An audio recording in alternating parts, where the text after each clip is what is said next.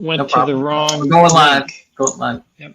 Morning, everybody. John Spielkel here with GAI Insights, GAI News Briefing, bringing you the top news, essential, important, or optional, putting thoughts in your mind and time in your day. All right, we have Tim Andrews, deep technologist, humanist, and otherwise smart dude. We have Paul Beyer, my co-founder, and myself, and Ankaj Honda.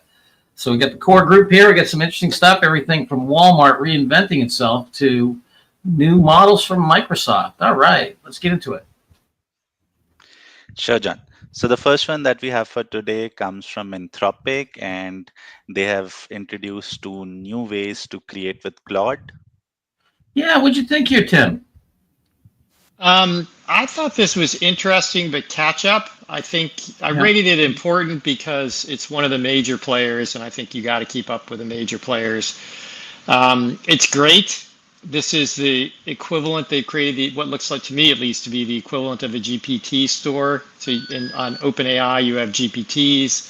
You can create custom GPTs really easily using natural language, and then there's a whole app store kind of front where you can put your GPTs out. The one interesting twist here, which I don't think you can do with OpenAI custom GPTs, is you can embed Claude native into your little app, and then the person using the app has to have Claude. But if they have Claude, which a lot of people have, and this is good inspirational marketing and sales from Claude, they get charged. The user gets charged. You don't have to provide the Claude license on your end.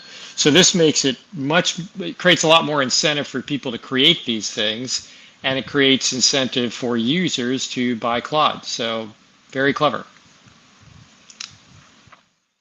Yeah, I'm reminded of the old friends and family from MCI. Exactly. The network effects here are significant. Yeah, I was coming down on important as well for just pretty much the same reasons. Paul.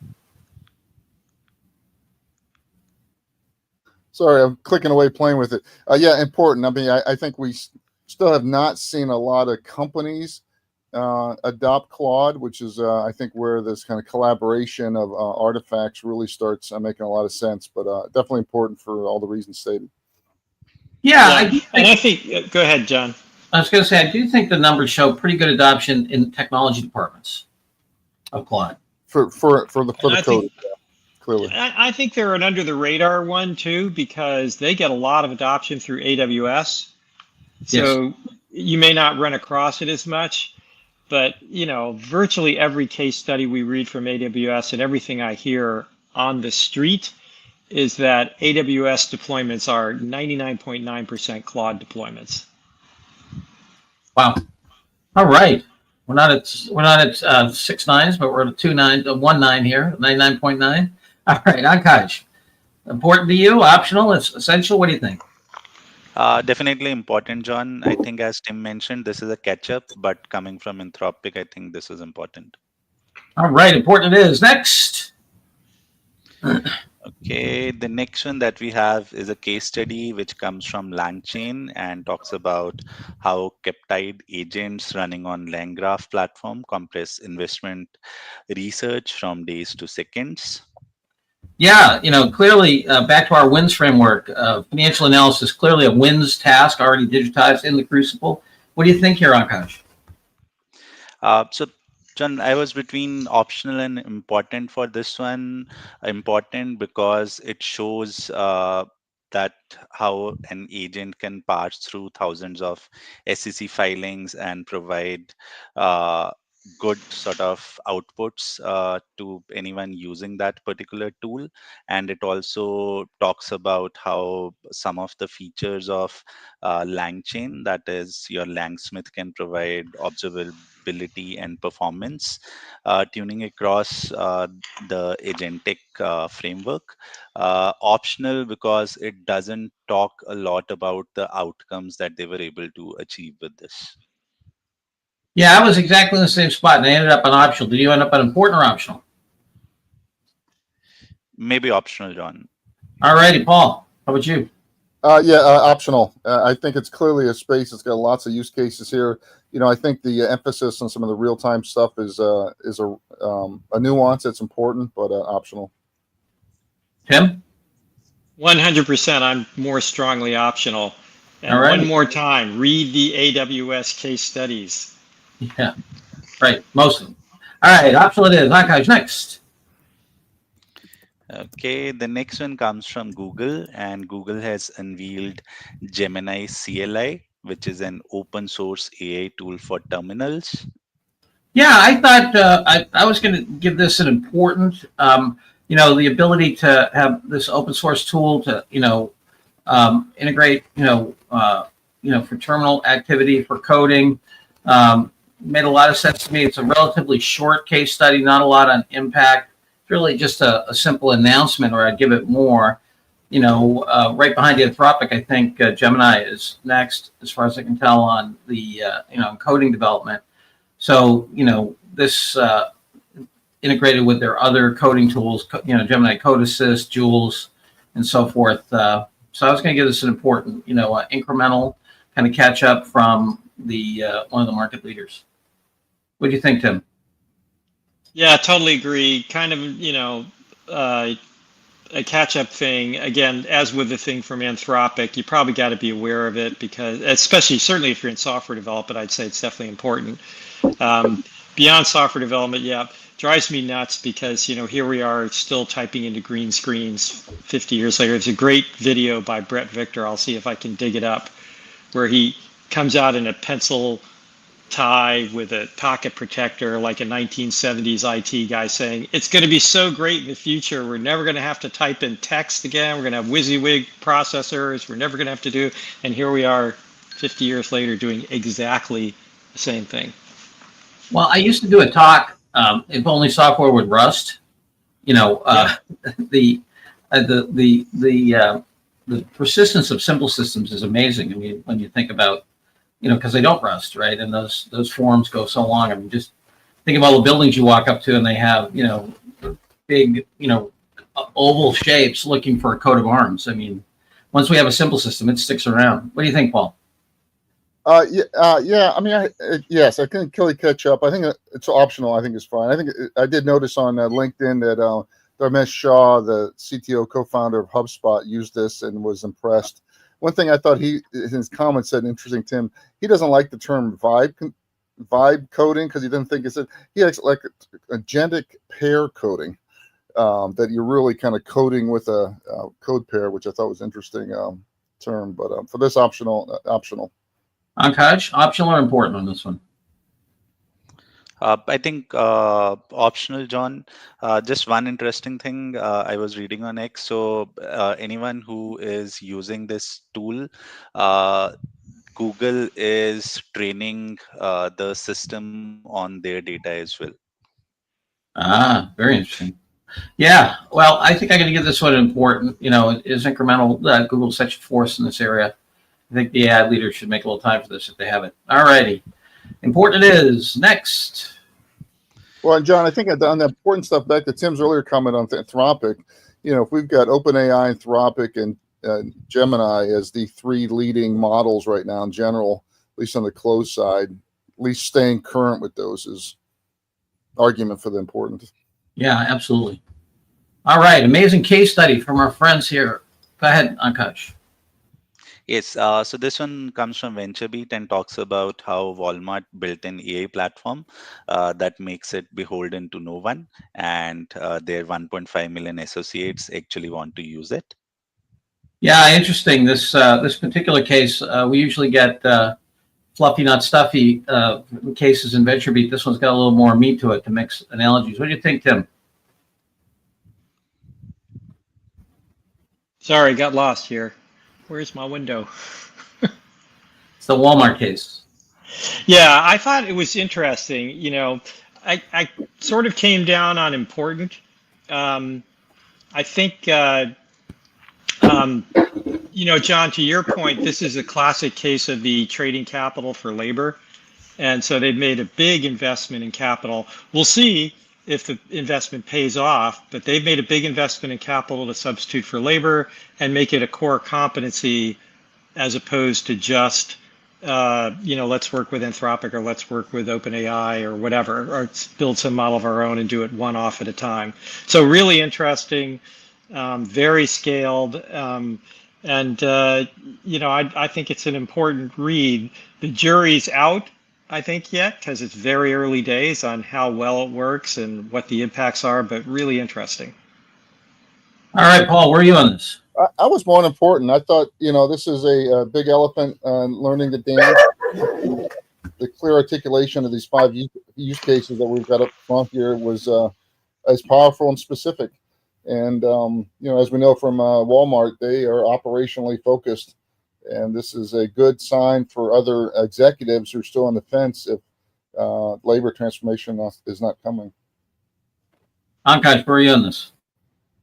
I was essential on this, John. So Walmart has been one of the major adopters of GenAI. I think they have been doing it for the past 1.5 years, and we have seen their gradual adoption of more and more different kind of apps based on LLMs or GenAI apps, I would say.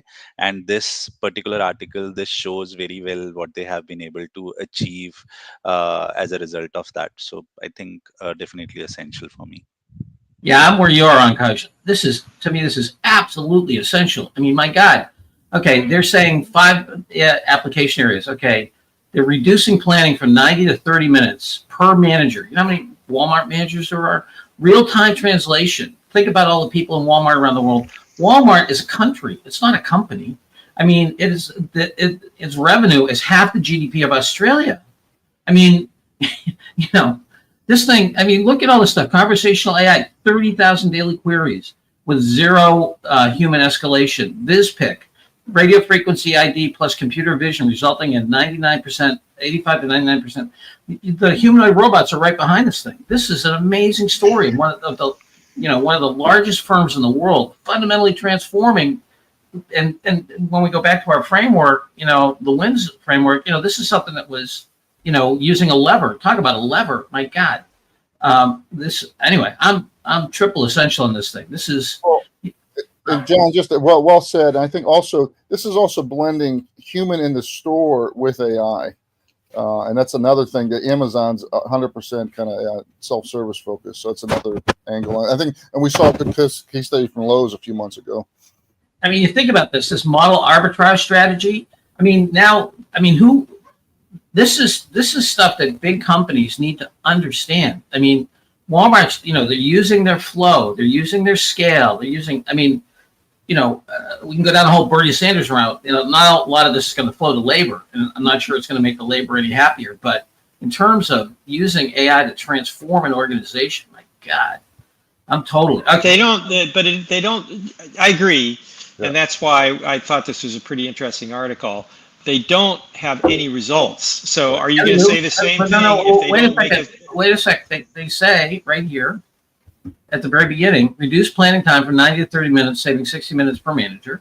On what scale? How did they measure? Okay. So that's 4 out of 5 dentists use whatever it is. Come on, man. We don't use that standard of data on all the cases. No, but I want to see. But what if Walmart doesn't gain any market share or any extra profit? Well, and they've made this massive investment.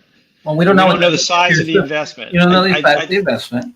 But you think in any way they're competing with Amazon. Can they compete with Amazon? Amazon's their only real competitor, right? Let's face it. Yeah. Okay. I'm not going to argue with it. I think it's a very important article, and I won't argue with essential.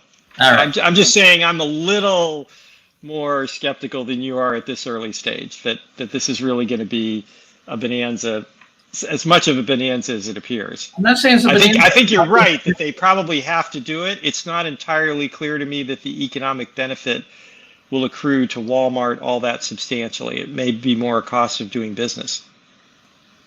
Yeah, I'm not making the case a huge ROI. I'm saying that it probably is, I would think, but I'm just saying this is a must-do.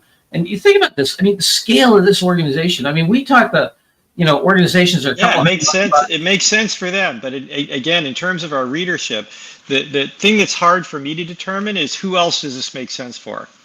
Walmart, Amazon. These are some of the, as you said, these companies have enormous revenues and capital access. How many companies, that's why they didn't talk about the capital investment and the scale necessary. So how many companies can really do that? Yeah, but I don't, you don't need to be at that scale to do this. I mean, we talk to, billion-dollar enterprises all the time. We're like, oh, we got to go slowly. We can't really transform the whole organization. I'm going to send this to a couple of folks and say, look, if these guys can do it at this scale, you can do it in your organization. And, the economic case. Okay. Anyway. I think we're more in agreement than we may perceive here. All righty. Okie dokie. We are going for essential on this one. Next. Okay, the next one comes from Microsoft, and they have introduced Mu language model, and it talks about how it enabled the agent in Windows settings. Yeah, what do you think, Akash? We got this mini model Mu. Our friends at Microsoft continue to do on-device stuff. Right. I think Microsoft has been doing some great stuff in the small language model space with their 5 set of models, and now this Mu model, which they have recently launched. So it's a compact 330 million parameter model, and it was trained and fine-tuned to power the settings agent on Windows Copilot. And since it's already working on Windows PCs, I think it really provides a very good example of how small language models can function without their cloud counterparts and can help organizations achieve better ROI. And so where'd you rate it? Important, John. Important. Tim, what do you think? Tim, you're on mute.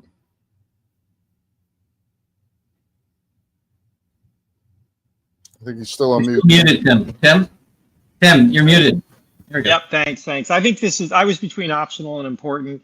This is a very interesting case of on-device, and we're seeing the on-device stuff, I think, get really close to being quite practical now.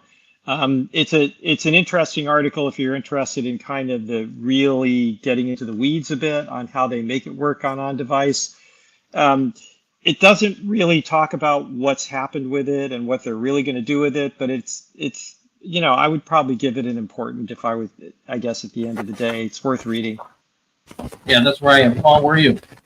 Yeah, I mean, it's mostly a product announcement, but I do think if you are thinking about on-device tractors, cars, anything, this needs to be on your radar screen. So important. All right, important it is. Akash, last article. Okay, the last article that we have for today comes from Knowledge at Wharton and talks about the AI efficiency trap when productivity tools create perpetual pressure. Yes, and on the last one, I'm going to hit this article. I just want to show, you mentioned Ashish, talking about the fact that the Microsoft article we just looked at also talks about how they tune the model. I think it's kind of cool. Boy, this thing, the AI efficiency trap, this is the part of academia when I was in academia. I guess it was still kind of in academia. That drove me nuts. This is a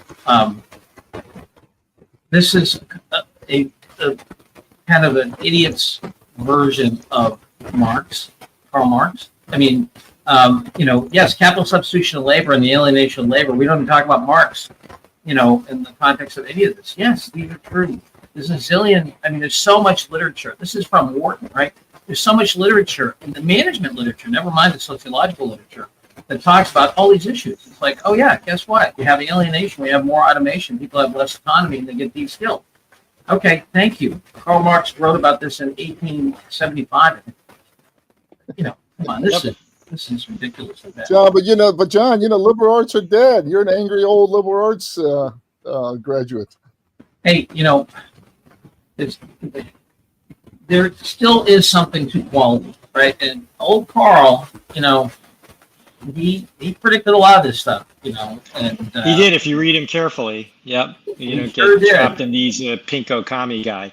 I agree completely. That look, since the invention of the printing press, there has been information overload, right? By the time the 20th century occurred, there were thousands and thousands and thousands of books already, and nobody could read them all. So, these problems go back at least a couple of hundred years, and probably more. They are accelerated by technology. So technology can definitely make them worse. And that's what I've referred to as the Neil Postman problem. Absolutely, we should pay more attention to these things at the ethical level. I wish we'd spend as much time studying cultural impacts and ethical impacts of lots of technologies, not just this technology. But we're the Western and American societies very much believe every pill is good for you, and every technology advances makes things better. And there is a great argument that would you ever want to live in an earlier time? And mostly the answer is no. So there is a lot of argument for it, but this is nothing new here. Yeah, but this is also, yeah, well said, Tim. Also, didn't Ted Kaczynski on his Unabomber manifesto had a similar? Yeah, very much. Yeah. Yeah, everybody loves the noble savage idea until they're like, I'm a type 1 diabetic. If I went back 100 years, I'd be dead. Yeah, you'd be long gone, man. Well, a lot of us would have had, something, an infection that killed us or whatever. My grandmother lived to be 105. She was born in 1896. She lost relatives to blood poisoning, right? Get an infection in your finger, goes up, hits your heart, boom, gone. Yep. Anyway, I in the chat I put a thing in here, which is an old article from 1980 by a guy named Rob Kling. And what it does is, for those who are intellectually interested, what it does is it lays out, goes through the history of automation and talks about two very different value systems. To your point, Tim, one he calls segmented institutionalist, which is basically the design of work as a power and economic trade-off. Like, does the worker get the money? Does the owner get the money? All that other stuff, and who has the right to design work? And then the other is utilitarian efficiency, which is basically, hey, we're trying to optimize this thing around the capital. And I would say that the utilitarians have won out completely. Back, in the 60s, 35% of American workforce was represented by labor and, by unions. And the design of work was shared between management and labor. I know there's all kinds of problems, but the power center wasn't all with management. That's completely dead in the United States right now. I think it's dead pretty much around the world. And so it's really the efficiency side that has won. But Kling does a great job going all the way back to Karl Marx and some of the Tavistock Institute and some of the early work at Harvard Business School on worker involvement, things like that, in terms of looking at not only the methodologies, but the legitimacy of extracting value and the design of work. So for those with an intellectual bent, I recommend it to you highly. It's a fantastic paper. But John, it's just saying this, I know we're getting to doesn't that just mean social rest is inevitable? Social unrest? Yeah. Not if you do. I think if you look in the 60s, 70s, 80s in the United States, why did social unrest go down? I think there were two things. One is that I think there was much more. The workers had way more power, and labor had way more liquidity, and the costs of advancement were much closer to the wage rate. So when I was a kid, you could work all summer and actually make a dent in your college tuition. Can't do that anymore. You work all summer, you can't even touch it. And so, just as an example, and then relative, both assets and wages that have gone to labor, as we've seen it flat or down actually, and the ability to get access to education, movement, housing, and so forth. The only thing that's kind of stayed stable is food, the percentage of wages. So I think yes, we are headed for labor issues because we've created something that looks more like the Gilded Age than looks like the. Yeah, there's always this. There's some studies that have been done. I can't remember where, that look at the difference between the richest and the poorest, and the average rich and the average poor, and beyond a certain level, you get unrest. Because at that point, the people at the bottom are like, "What have I got to lose?" And I and think we're rapidly approaching those levels right now, where there's so much going to so few, and there's and we're now accelerating it.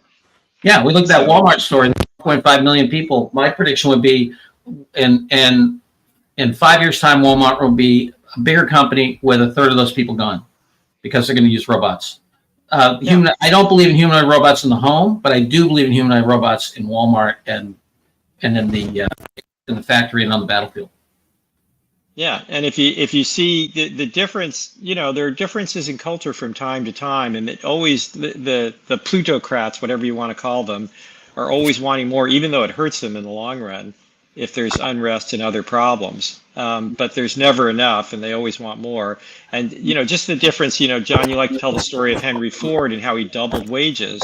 So he took a lot of his gains from industrialization and sent them back to labor.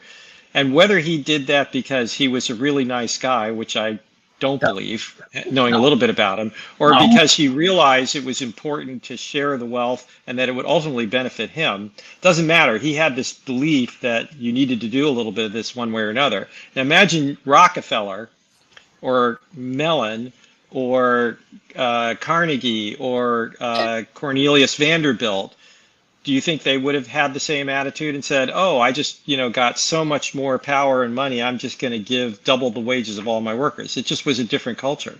Well, I think Carnegie changed after the riots where his folks killed a bunch of people. Anyway, Yeah, but back to your question, Paul. Yeah, I worry that we are there, and now the professional class who I think has done very well over the past 20, 30 years, is now going to feel it in the shorts. As we automate labor, huh? Yeah, I mean, it feels inevitable. We saw it on the factory floor, and that's trying to show the mega anger in some of the last few elections here, and now it's going to the front office. So, yeah, I don't think it's inevitable. I think you can have policies where you actually, for example, what England's doing right now with their training over 3.5 million people of their population on AI. I think that's a great public investment. So I don't think it's inevitable. But I do think that many of the leaders that I talk to are kind of putting a fig leaf over this in the sense of saying, "Oh, well, it's really not going to lead to it's going to lead to augmentation, not automation." Baloney. It's going to be both, and it's going to be a ton of automation. And that doesn't mean augmentation won't happen, but we have if asset holding is not free, right? I mean, if we want to be like Brazil, we can do it. Everybody has their own private army, and it's guards at. If you've ever been in Sao Paulo or Rio, every hotel has at least a dozen guards standing out every day, front and back in guarded booths, with guns. It's like, do we want that? I don't. Anyway, all right, Akash, next. Total. Yes, John, coming right up. while we're waiting, we continue to make a lot of preparations for our conference. Our annual conference is GAI World 2025, September 29th and 30th in Boston. Hope you can join us. Yeah. Fabulous set of speakers and attendees. We do. Okay. Today we have one essential, three importance, and two optionals. All right. Well, I hope everybody has a great AI day. Take care. Thanks, Ankaj. Thanks, Paul. Thanks, Tim. And see you all tomorrow morning. Bye-bye now.